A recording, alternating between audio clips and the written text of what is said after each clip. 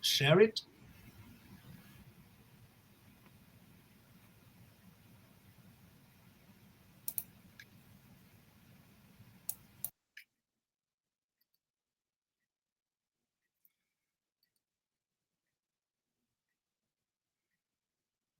All right, you can see it?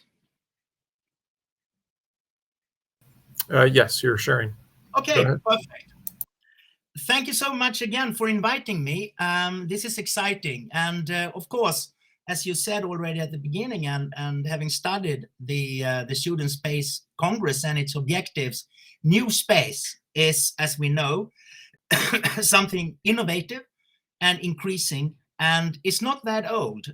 We only talk about, well, in the past 10 years maximum, that we really see a kind of a revolution in the space sector, and I will touch a bit upon that. So my presentation is really on the global governance of outer space activities, and global governance is really where member states of the United Nations come together on a regular basis and in multilateral fora across the UN system, deliberating and dealing with pertinent topics and issues and concerns surrounding the use of outer space for peaceful purposes, but there are also security dimensions, as we know, involved in space activities. So you will see more about that in my presentation. At the outset, I wanted to give you a little bit of a complexity here. If we really break up the way we are using space, we have void space with the orbits, and we have the celestial bodies. If we look at the moon and other celestial bodies, and celestial bodies is a term from the Outer Space Treaty from 1967, and it includes all the planets in the solar system and also asteroids and other objects.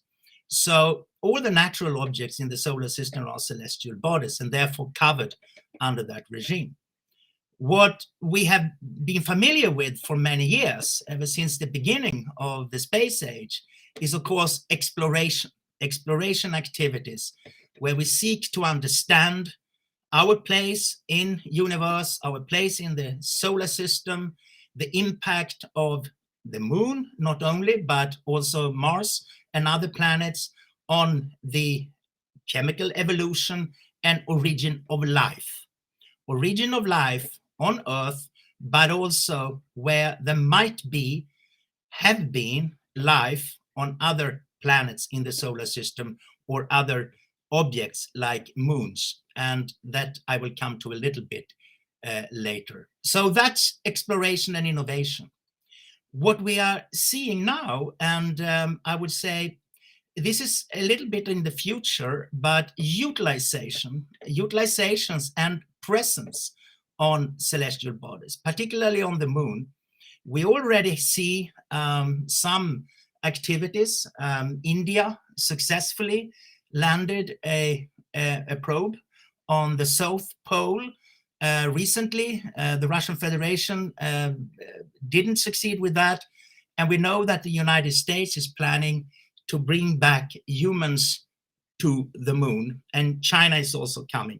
So there is a lot of activities and a lot of planning in using the moon, I would say, not specifically for space resource utilization, but to check up what resources are there and what are the conditions on the moon for any form of habitability of humans, meaning building bases, permanent bases on the moon, so that we can use the moon as kind of a platform for deep space missions, which makes it cheaper than having to go from planet Earth all the time. So that's in a nutshell what is happening now.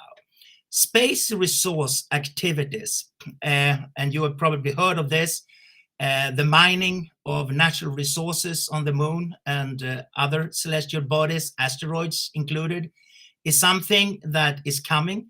And there is a lot of attention given to that. And there is a lot of companies in the expanding space community trying to get a niche into this new promising area.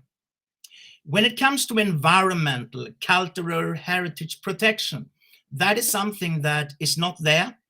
And there are no instruments, there are no treaties, there are no legal agreements on how to protect cultural heritage on the moon particularly. So, of course, the United States has an interest in protecting the US flag from the Apollo 11 side. But there might be interest from not only the US, but other states to also protect several sites where there are hardware remaining on the moon. And that is therefore an issue that will come into the handling of multilateralism at one point in time. Planetary protection, I will go through planetary protection in a couple of slides later in my presentation.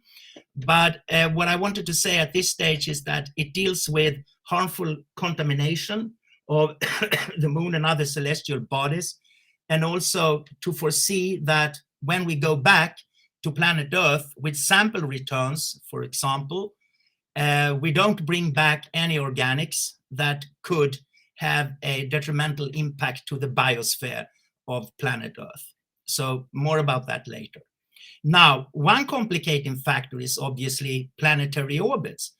With the massive concentration of various states and actors, not only governmental, but non-governmental also, on the moon particularly, there will be a lot of objects in orbit around the moon. And therefore, the planetary issues, the planetary orbits are going probably to have to look into how we are handling our Earth orbits. So how we're handling the safety of space operations in low Earth orbit, for instance. We need to look into that also, because otherwise there could be a situation where space debris is created and there is spiraling out of control. So I wanted to flag that. So that is really not a very easy mix. There are certain complexities there, as you can say. Earth orbits, those are the orbits around our planet where we place all our satellites. And the main topic that has been really around for some time is the security, safety, and sustainability of outer space activities, particularly when it comes to orbital activities. And there we have, obviously, on the one hand, space debris, which is the predominant problem in what we are discussing today. We have to do something to avoid future collisions between spacecraft. And we also need probably to have some coordination mechanism at the international level so that there can be a smooth and sustainable use of our orbits. Space weather, and I don't know if you know what space weather is. That's the impact of the sun, radiation, solar flares. Space weather is a hazard, a natural hazard to all activities in orbit. It's also a hazard to signals, particularly navigation signals, and to terrestrial infrastructures on planet Earth, but also to aviation, to aircraft, to all kinds of activities. So that's a serious problem that the space community is dealing with. Space situational awareness is coming into play here. And I mentioned the long-term sustainability of outer space activities, and that is actually a mechanism, a way of looking into where there should be more information, more data, but also the sharing of data and coordination of actions and activities. And what I put there is fabrics of space traffic management. It means space traffic management, everyone talks about it, but it's not defined legally at the international level. So the term exists, but there are different views of what constitutes space traffic management. So we can say space traffic coordination. In what way there should be enhanced coordination at the international level. So that is the question that we are dealing with at the intergovernmental level. And then finally, planet Earth. Obviously, everything we do in space has an impact also on planet Earth. And planetary defense deals with near-Earth objects. You've probably heard of that, where there is some mechanisms set up among space agencies and in the space community to foresee and share information and data that we will not find our future in the hands of a deep impact. So everything is to avoid a deep impact from an asteroid or a comet in the future. And that is quite serious. So planetary defense is important in that regard, to protect planet Earth itself. Planetary protection, again, as I said earlier, and here it deals with the backward contamination, namely protecting the biosphere of Earth, and space weather I already explained. Dark and quiet skies is quite a new topic at the intergovernmental level. It deals with astronomy and in particular the impact of satellites in low Earth orbit. I would say predominantly large and mega constellations, and the impact on terrestrial astronomy. It's difficult for astronomers to see the night sky when there is light and sound pollution. So this is something that is being debated, discussed, and there is coordination already going on between the operators of the large telescopes and private entities operating satellites to see so that both communities get what they want. But that is a rising problem that has entered into the agenda of this intergovernmental body, Committee on the Peaceful Uses of Outer Space, very recently. And then obviously sustainable development. We use our space assets in orbit for sustainable development on planet Earth, so that we collectively can achieve the 17 Sustainable Development Goals. That is one of the fundamental features of the activities we have in outer space. All in all, we try to achieve order, and in doing that, it's important to look into predictability, consistency, and interoperability. And in doing that, by balancing various interests that could easily clash. Policy interest, meaning governance, interest of governments, geopolitical interest in that regard, commercial interest from the private and commercial space sector, and scientific interest from the scientific community. So that is just as a starting point to my presentation.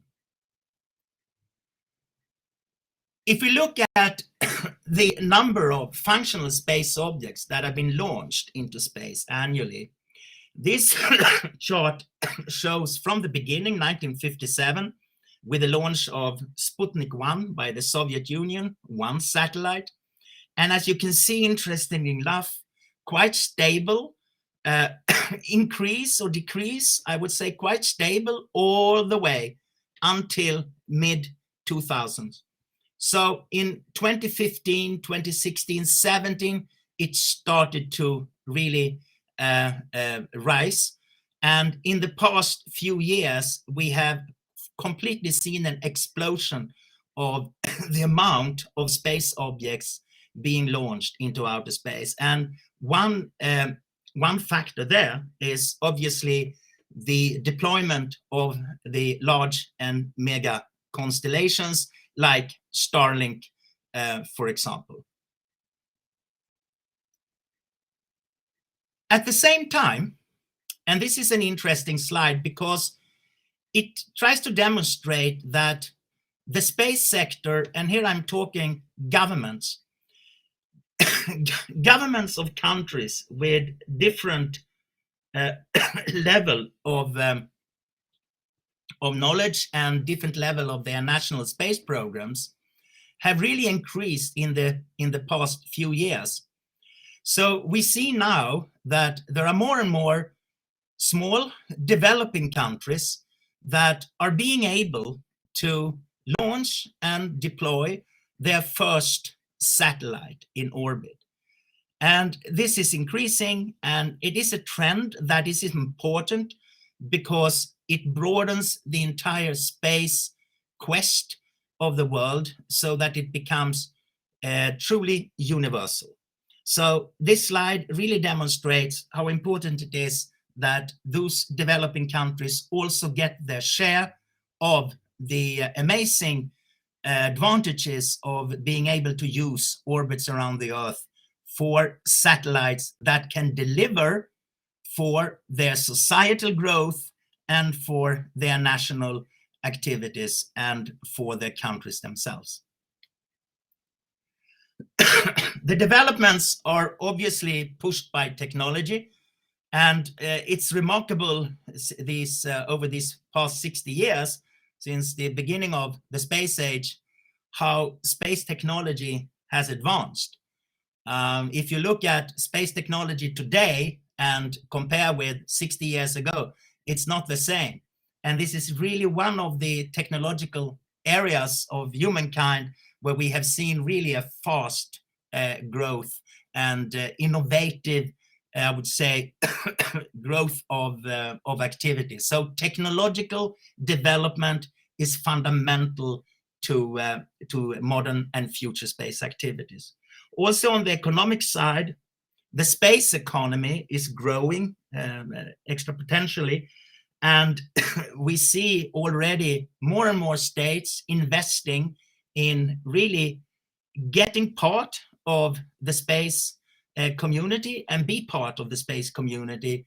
And as I said earlier, developing countries, small developing countries that want to have a satellite so that they have that satellite, and that means that they can become part of the space community.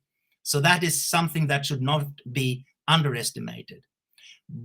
At the same time, there are legal and policy and governance issues all the way that are being debated within our intergovernmental committee on the safety and security, long-term sustainability.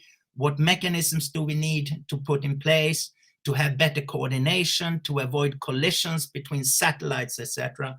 So that is also the three factors here that is really driving the contemporary development. The General Assembly in 2021 adopted what is called the Space 2030 Agenda, space as a driver of sustainable development, and that is not a legally binding document. It's a resolution, and it was negotiated within the Committee on the Peaceful Uses of Outer Space, and it was adopted by the General Assembly plenary in New York without a vote, so by consensus by all states members. And it is more of an inspirational strategic document which looks into the four pillars: space economy, space society, space accessibility, and space diplomacy. And I already explained it earlier, but space economy is states to look into what is the placement of space in their national economy and how is their national economy also supporting the space economy at a national level.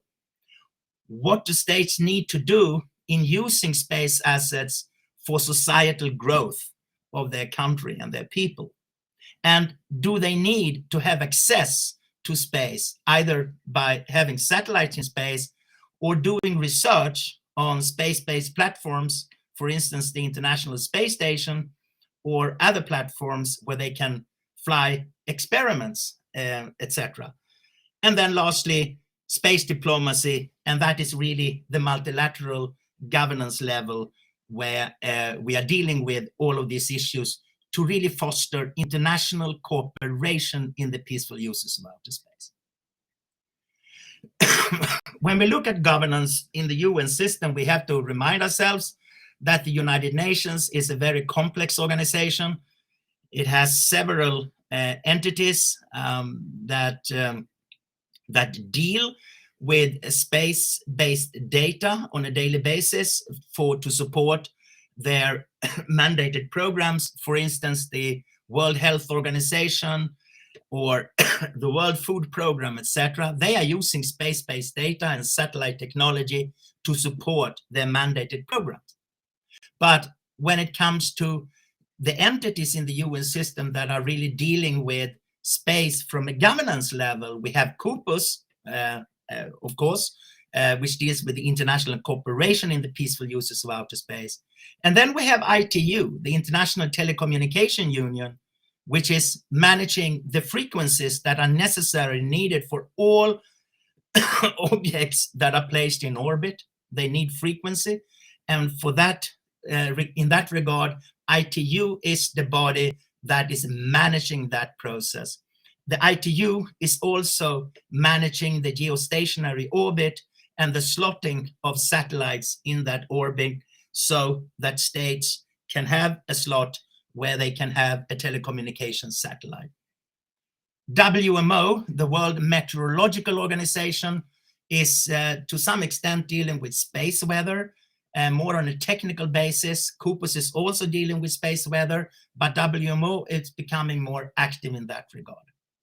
When we then look at the security dimension, it's more complex. Geneva and New York are the UN hubs where there are multilateral mechanisms on security of outer space activities. The Conference on Disarmament in Geneva, the Disarmament Commission in New York, the first committee of the General Assembly, for instance.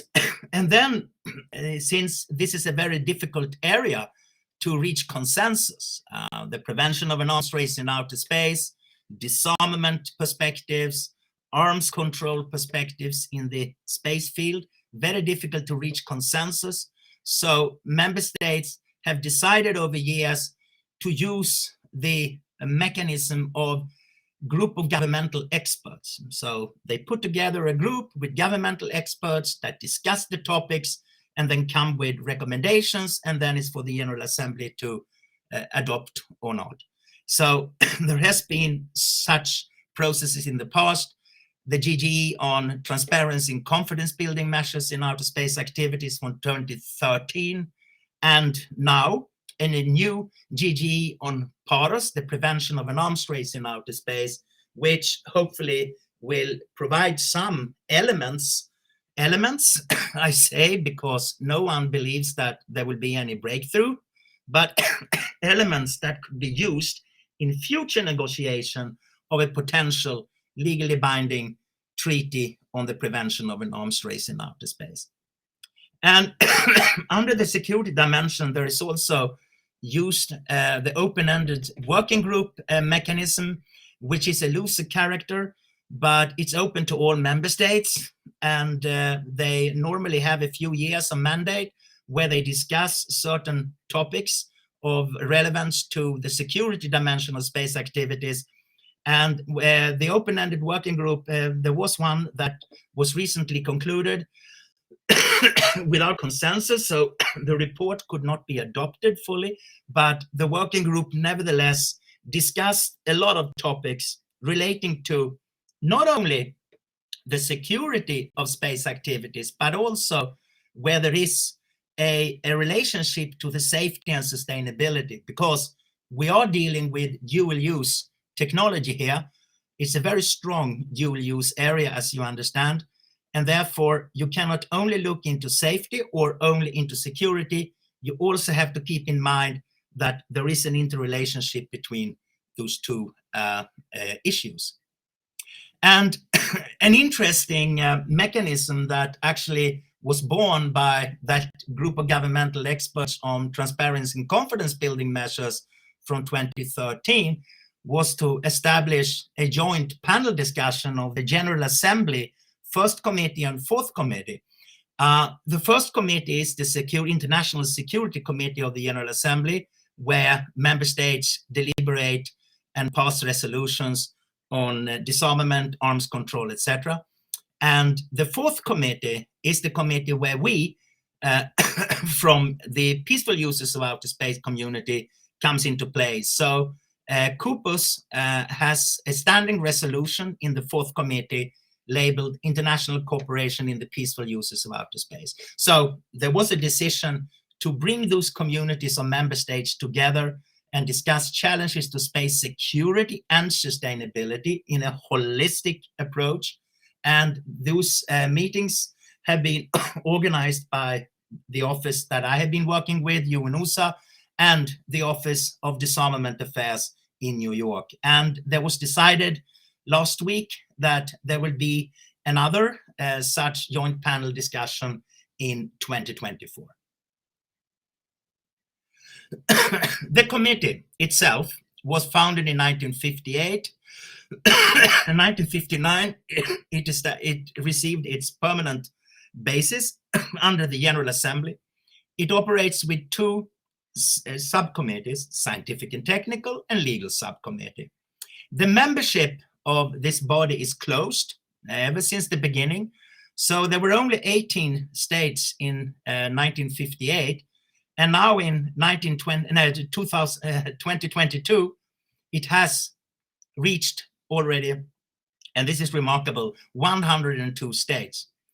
There are also several observer organizations with permanent observer status, both intergovernmental organizations and non-governmental organizations. And among the intergovernmental organizations, you have the European Space Agency, for example. And among the non-governmental organizations with permanent observer status, you have a few I would just like to mention here because it could be interesting to you. 3 US registered international non-governmental organizations, namely the Secure World Foundation, the Open Lunar Foundation, and the For All Moonkind. So those 3 organizations are permanently observing the sessions and being part in the deliberations at the COPUOS sessions here in Vienna in Austria. All decisions by this committee is taken by consensus. We don't have any voting mechanism. So if there is no consensus, there is no consensus. And then you have to continue negotiating. And this is interesting because if we look at the long-term sustainability of outer space activities, which was a work that started, I would say, 10 years ago, more than 10 years ago, and resulted in the adoption of a set of guidelines in 2019. It took 10 years to negotiate and to arrive at consensus of the voluntary, non-legally basis, a non-legally binding instrument. So there is no formal legal obligations in that instrument, and still it took all those years to arrive at a consensus. Well, that is often said as, it's not helpful, it's going too slow. I would say, yes, it's slow, but this is the way diplomacy works, and this is the reality of multilateralism. And once an instrument has reached consensus, even if it is non-legally binding, it is a commitment, and it is a political commitment from the states to abide by that instrument. So that is just an important point I wanted to make. 102 states members, as I mentioned. And if you look at this slide, I have broken it down in the 5 regional groups of the General Assembly, namely the African group, the Asia Pacific group, the Eastern European group, Latin American Caribbean group, and lastly, the Western European and other states group. And what you can see is the diversity and broadness of the member state complement of this body. You have the major spacefaring nations represented there. You have quite many space middle powers, which are smaller countries, but they have quite a robust space research community, and they have know-how and technology development. And then you have a lot of developing countries that are either entering into space arena, but you also have developing countries with no space activities whatsoever. So they are space using nations. So you see that the beauty behind this body is that it really captures the world in a sense, and that you don't only have this body as a club for the one who already have.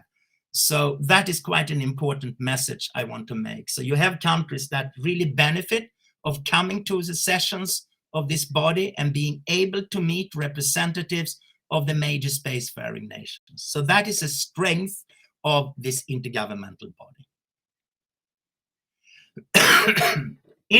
As a snapshot, the agenda of COPUOS and its 2 subcommittees, and obviously there are far more agenda items, but I have selected those because they are quite illustrative.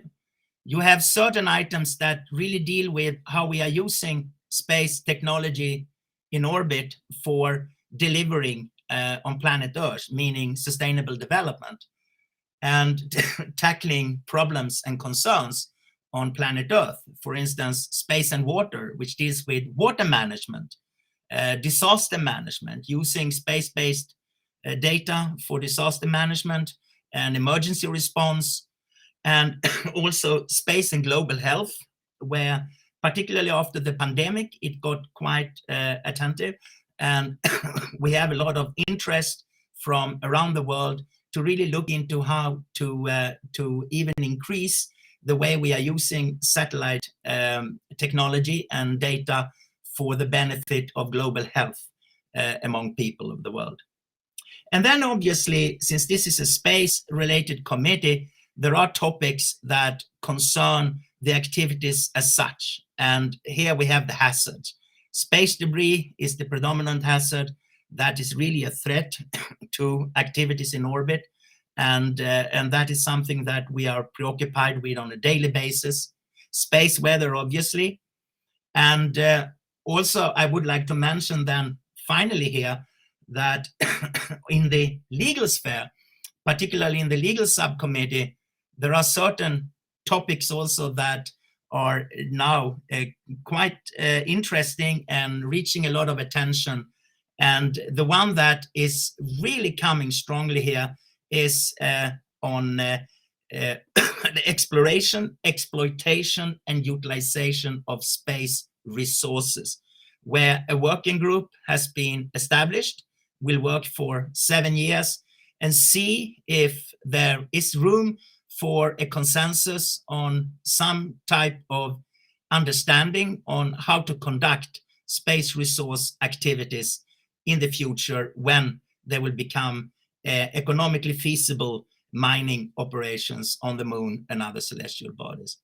The definition and the limitation of outer space has been on the agenda for 40 years. And there is still no consensus in arriving at a legal delimitation between sovereign airspace and outer space. So there is no such delimitation between airspace and outer space, and consequently there is no definition of outer space. So it's impossible to reach consensus. There are various views, different views on how to deal with that, but it just goes on, and everyone simply understands that there is no consensus and the activities continue. What is interesting to note is that COPUOS is the body of the UN system that has created international space law. And I don't know if you're familiar, but the Outer Space Treaty from 1967 was followed by a number of other treaties, namely the Rescue Agreement, the Liability Convention, Registration Convention, and the latest one, the Moon Agreement from 1979. So those are the 5 treaties that have been negotiated and adopted by this intergovernmental body. Now, in the 80s, after the Moon Agreement, there was no consensus in developing further treaties with legally binding obligations upon states. So, but there was an understanding that certain areas needed to be looked into and where there could be room for certain principles to be outlined.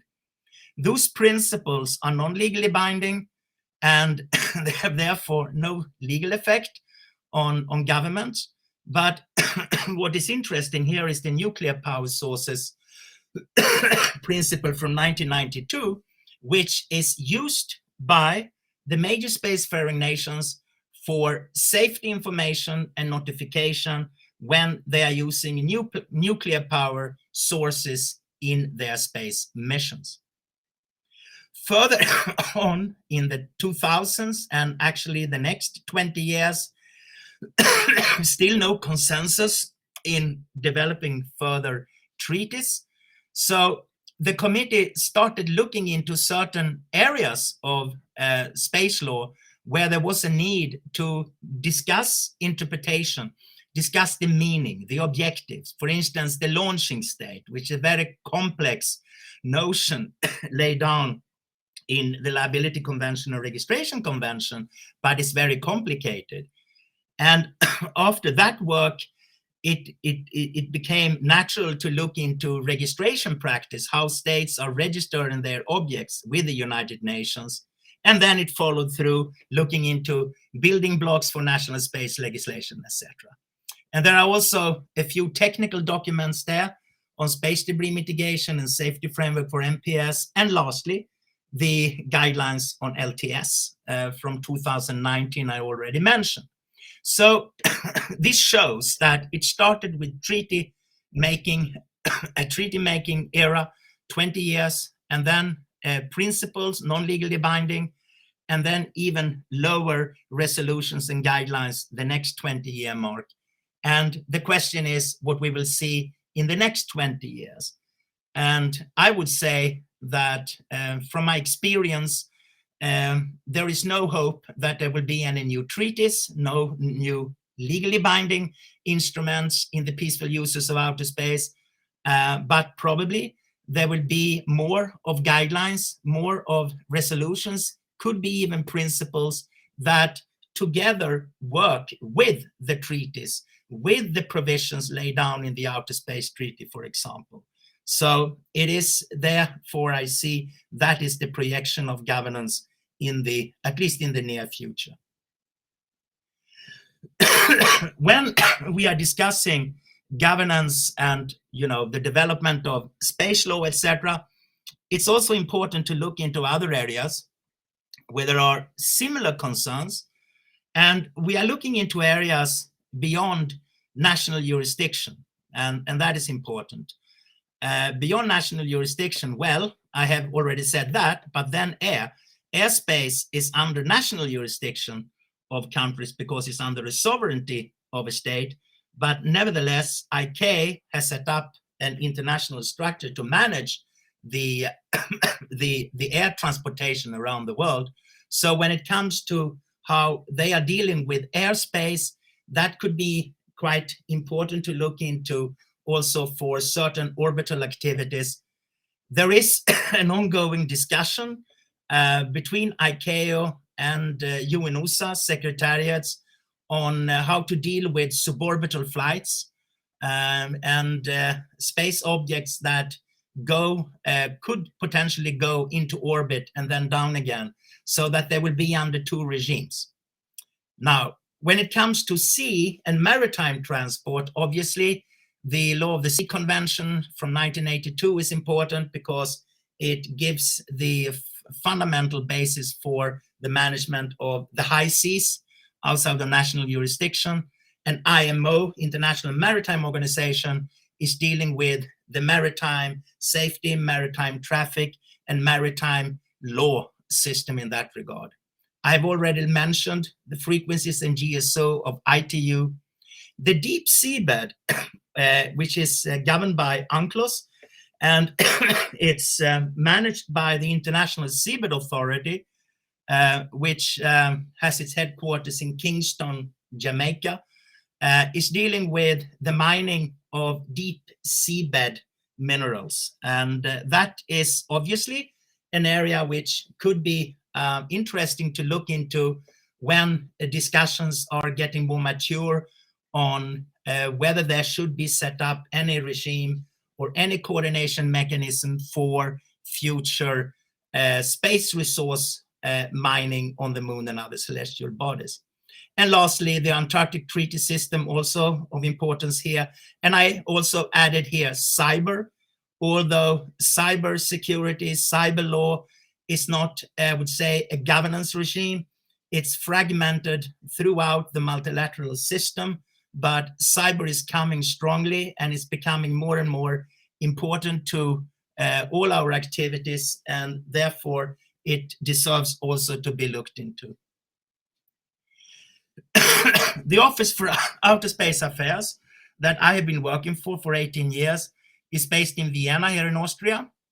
And in addition to serving as secretariat to this intergovernmental body, we have a range of activities where we provide secretariat services to a few bodies or mechanisms instituted by smaller groups of member states. For instance, the International Committee on Global Navigation Satellite Systems, which is an intergovernmental framework mechanism which contains the main operators of the GNSS systems.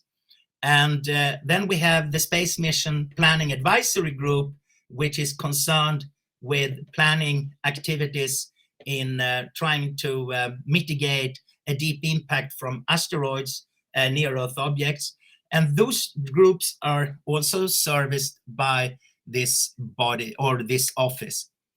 UNOOSA has several capacity building activities that I will mention in the next slide. But what I wanted to mention here is the UN Register of Space Objects launched into outer space. So in the registration convention, there is stipulated that the Secretary General shall hold a register, and that all satellites being launched and deployed in orbit or beyond, shall be registered with the Secretary General. And this obligation of the Secretary General is delegated to the Office for Outer Space Affairs. And we have developed this registration system over many years, and you will find the system on the website of the office. It's open source, so you can check there if you're interested to see how many satellites there are in orbit, how many satellites that have been registered, and satellites that have not been registered. So you can check on a lot of different features there by using a search engine. Capacity building is of paramount importance, particularly for developing countries. And as you can see here, this is just examples of such activities by the office. I would just say, you can see there, they're quite clear what they deal with. The Space Law for New Space Actors is a relatively new project that we set in motion in 2019, where we work with states to help developing countries setting up their national regulatory frameworks when they are becoming spacefaring, meaning when they launch a satellite. One example there is Kenya, which actually Kenya was helped by UNOOSA and the Japanese space agency JAXA under the Access to Space for All project to get the University of Nairobi a free launch and deployment of a research satellite. And they won that contest, and they managed successfully to have the satellite deployed.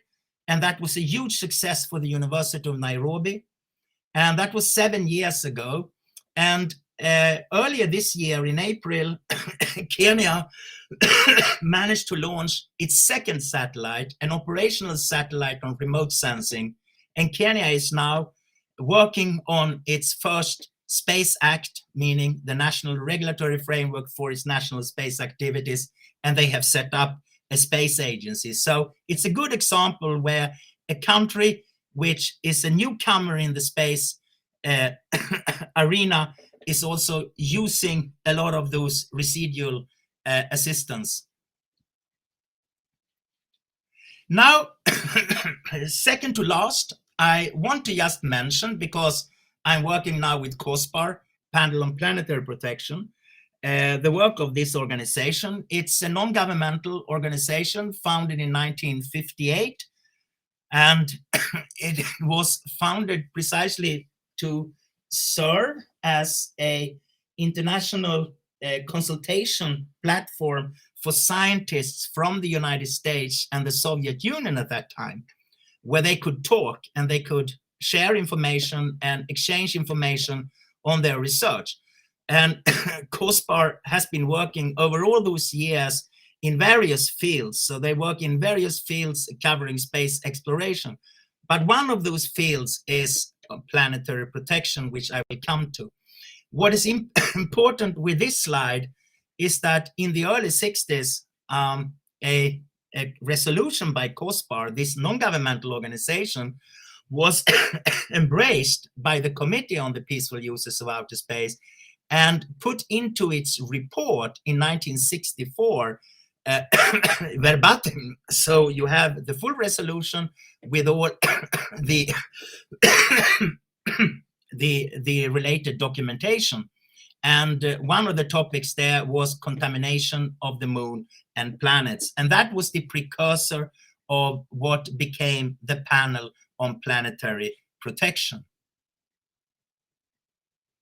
So the panel on planetary protection is a panel that has an interesting membership. We have representatives of space agencies from the major spacefaring nations or space nations that are involved in missions to the moon or other celestial bodies. So that membership constitutes a representation from the government side. And then we have certain independent experts in various areas of space exploration.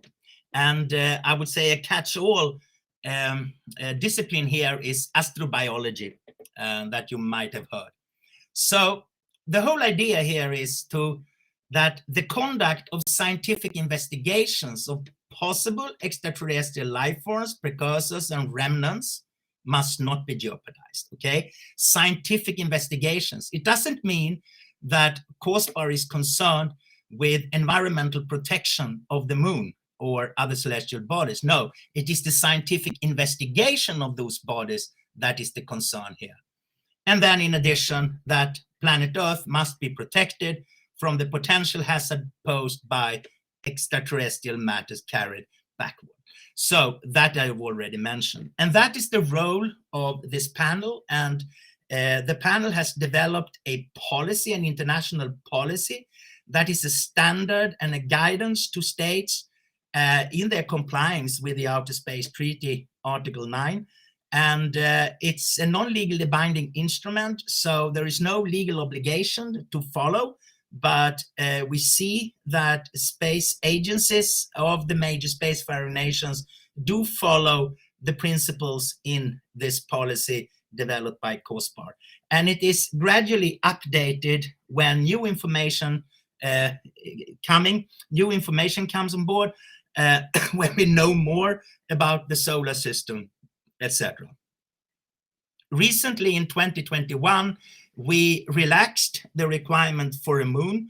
Well, the moon has for many years been a body with only, I would say, documentation requirements. So there is nothing on the moon that could jeopardize the Earth environment, or there is nothing on the moon that scientific investigation really need more stringency in the missions and the research being undertaken.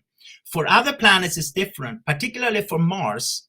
Mars is a planet where we know so little, but we have a feeling that there might be life or life forms, or there have been life forms, and that is now what is being under heavy research at the moment.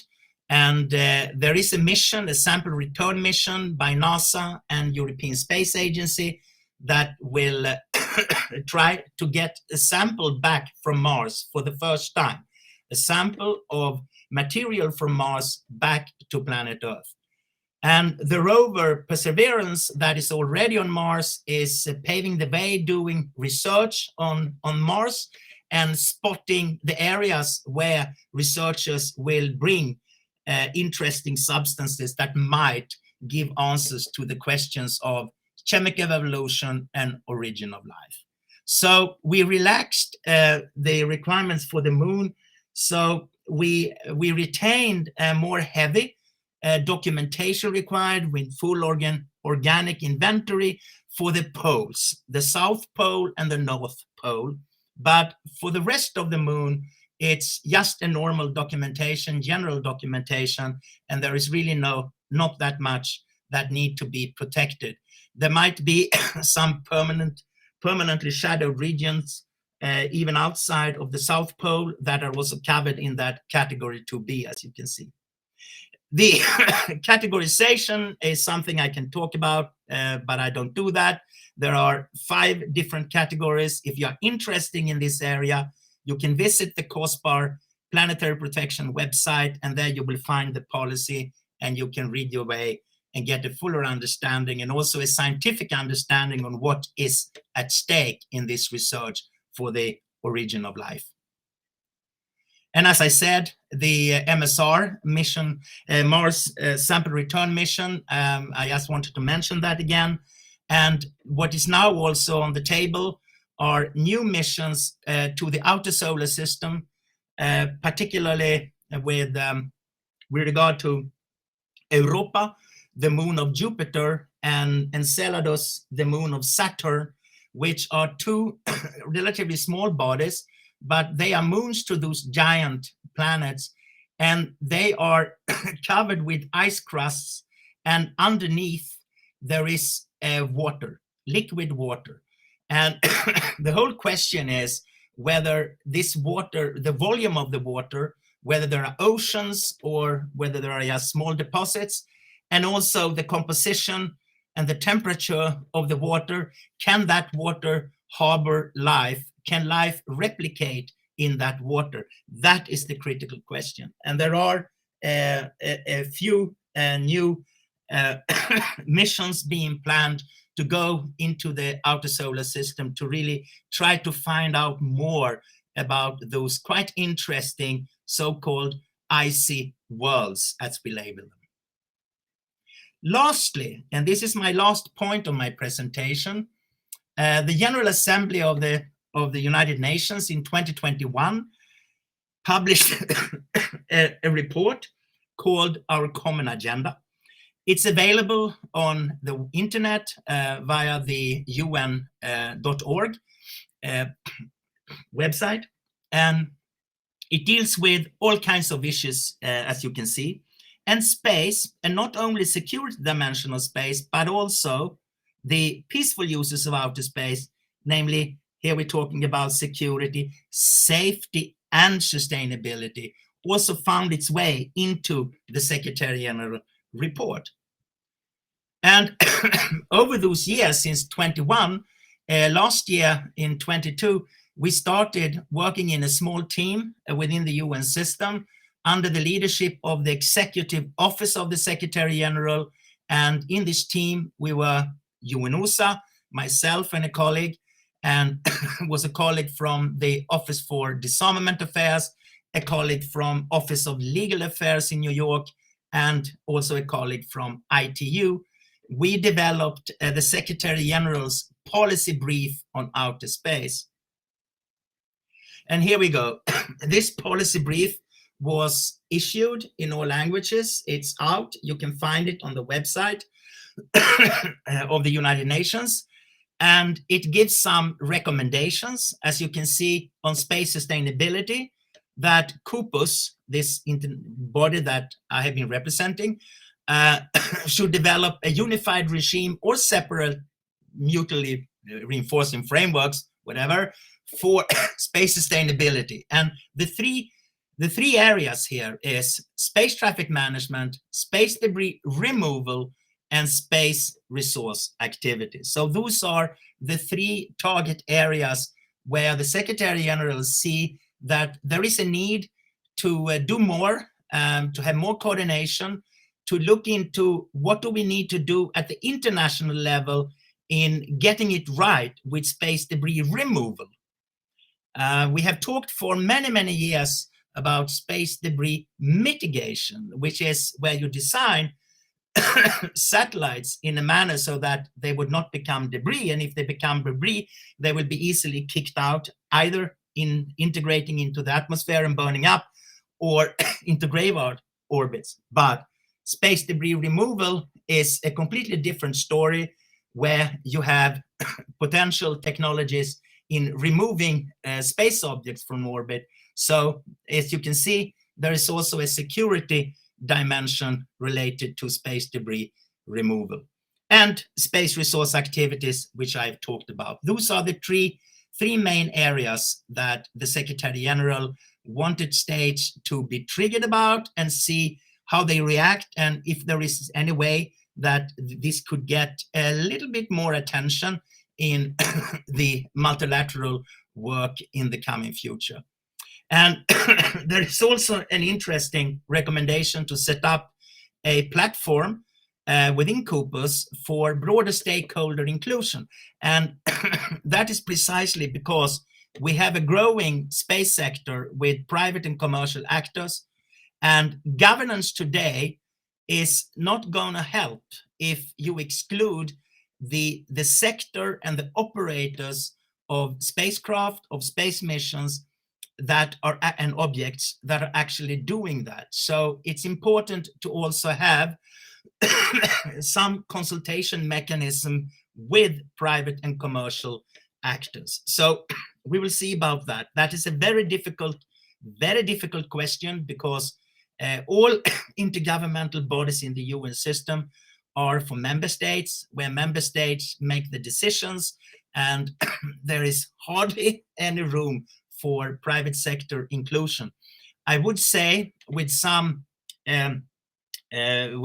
exceptions, ITU, as we know, have its sector membership, where they have private sector entities in the telecom business that can attend the World Radio conferences, etc. So there is that, a philosophy of having them around in the room, being able to talk to delegates, etc., and share information. So we want to do the same for this Committee on the Peaceful Uses of Outer Space. Space security is not for COPUOS, it's for those bodies I mentioned initially in Geneva and New York, but the recommendation from the Secretary General is that there should be some sort of movement towards a legally binding treaty on prevention of an arms race in outer space. And lastly, iconic photo from 1966, the signing of the Outer Space Treaty by the three depository powers, namely the United States, the United Kingdom, and the Soviet Union. Thank you so much for your attention.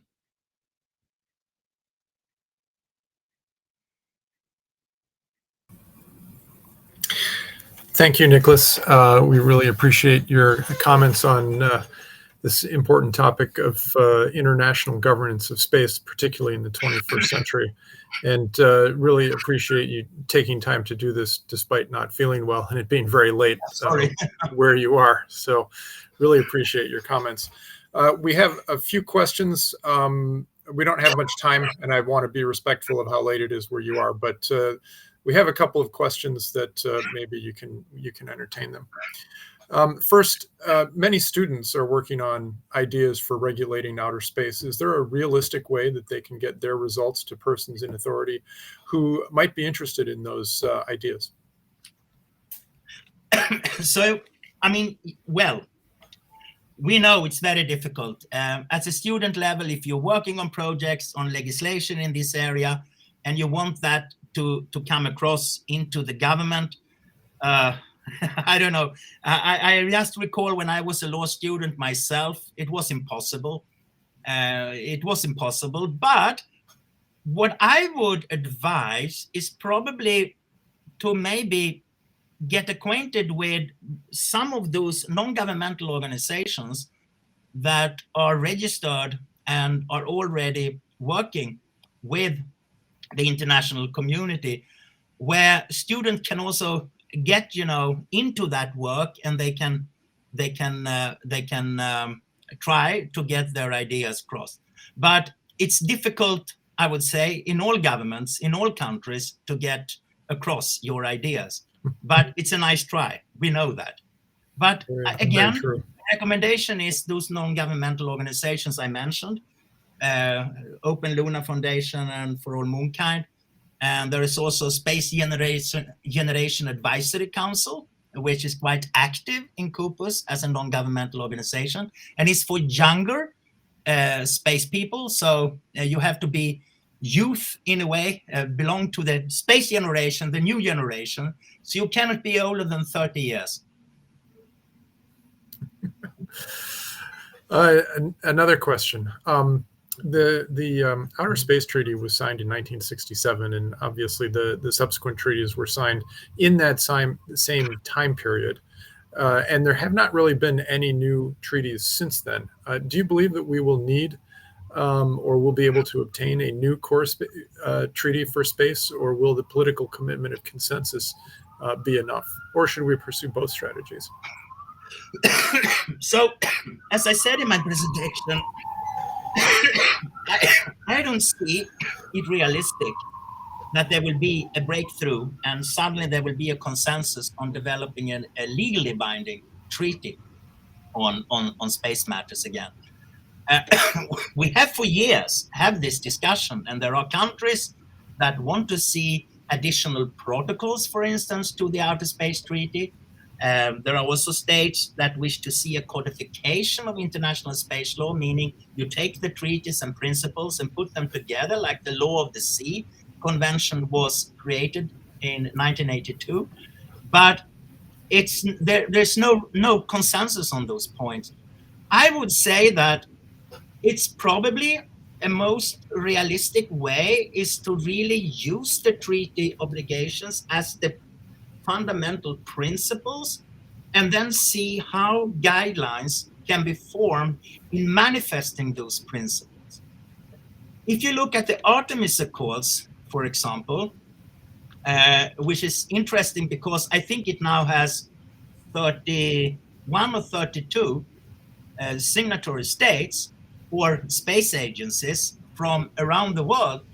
It is something that started outside of the multilateral sphere of international cooperation in the peaceful uses of outer space. So it was outside of COPUOS, but it is now becoming an important instrument because it has all those states, and they're representing all the 5 regions, all the continents of the Earth. You see, the Artemis Accords will become more and more important in getting an understanding how we can arrive at some, I would say, global principles on behavior and kind of obtain that order and deal with the conflict of interests in activities on the moon and other celestial bodies. So I think that is really where we have to realize that even if you are a lawyer, you like treaties, you want to make a treaty, we do, but it's impossible at this stage.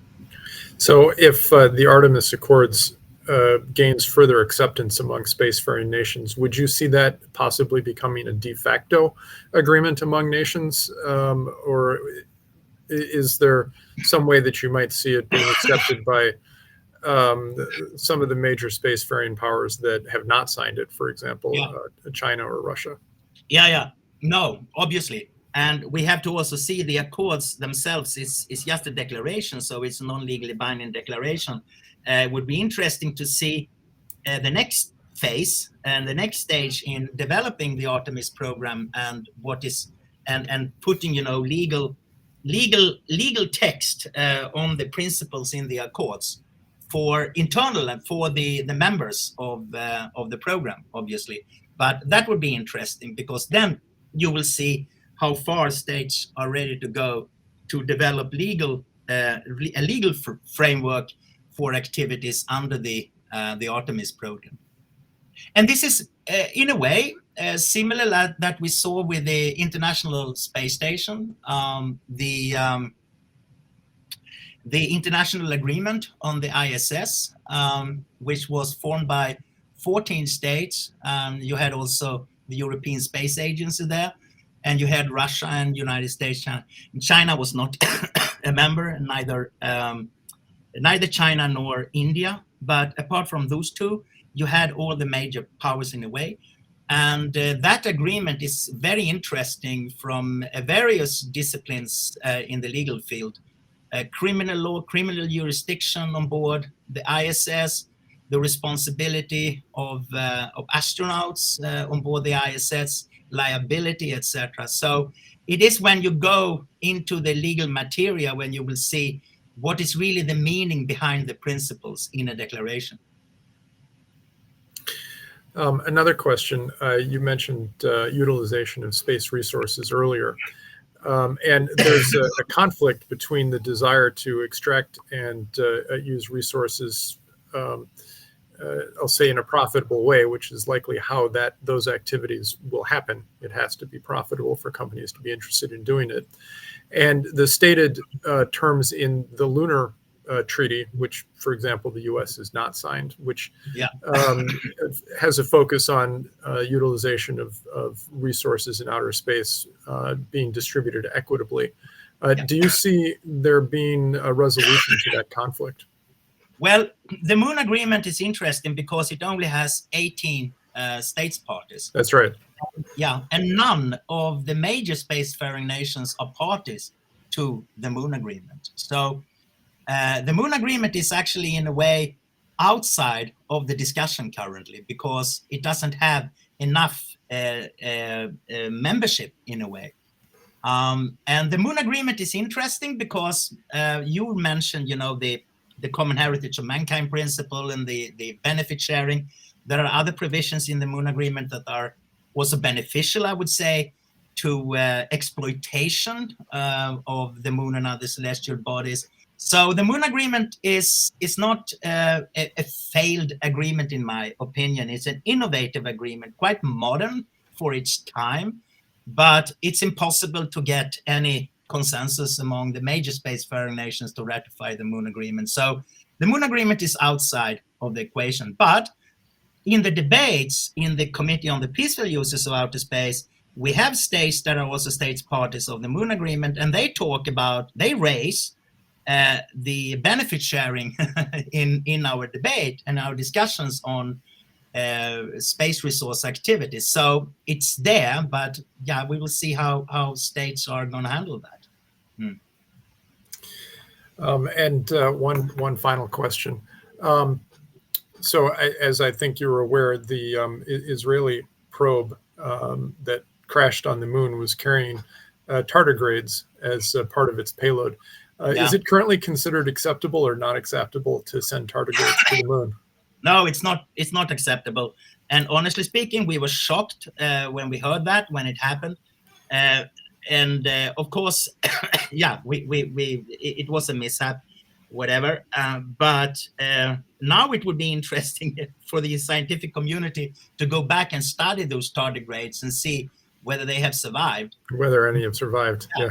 If they are dormant or whether they actually are dead or they can survive in that harsh environment. So it actually becomes an area of scientific research.